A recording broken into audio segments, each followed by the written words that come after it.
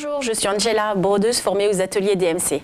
Aujourd'hui, nous allons aborder la broderie Hardanger. C'est une broderie qui paraît relativement compliquée, mais si on se munit des petits leaflets édités par DMC, vous verrez que c'est une broderie qui est à la portée de tout le monde.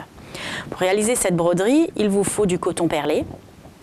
Ici, vous avez plusieurs grosseurs. Vous avez le coton perlé numéro 5, le coton perlé numéro 8 et le dernier né de chez DMC, le coton perlé numéro 12, qui vous permet, comme vous le voyez, d'avoir un fil beaucoup plus fin que les autres.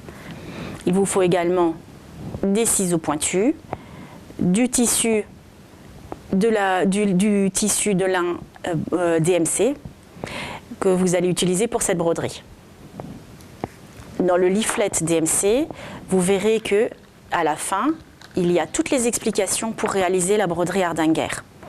Ici, le tissu est représenté par une grille et les points que vous allez réaliser est ici représenté par des petites barres.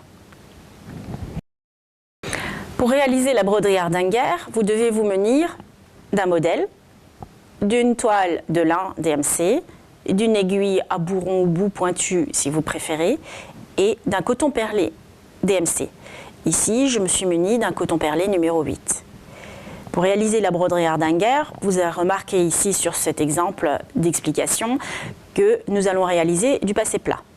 Nous allons réaliser des petites barrettes l'une à côté de l'autre et on voit bien ici avec la position de l'aiguille que je rentre l'aiguille à cet endroit-là et je le ressors à cet endroit-là.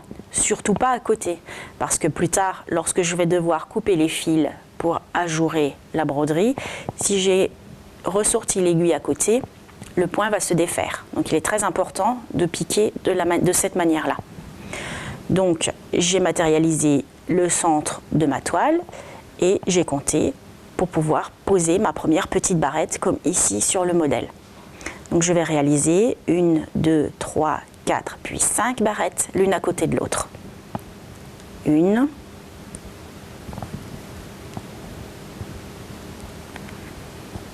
je vais pouvoir enlever les petites épingles qui vont me gêner. 2, 3, 4 et 5. Voilà. Il est important de ne pas trop tirer pour que les barrettes soient joliment posées l'une à côté de l'autre. Maintenant, je vais vouloir réaliser les barrettes qui se trouvent dans ce sens-là.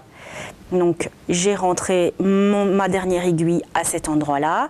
Je vais compter 1, 2, 3, 4 fils du tissu pour pouvoir ressortir mon aiguille à cet endroit.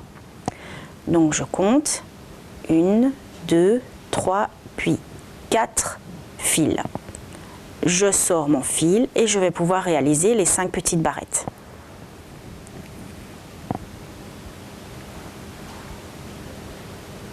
Etc., etc. Et je vais réaliser tout le tour du dessin jusqu'au bout.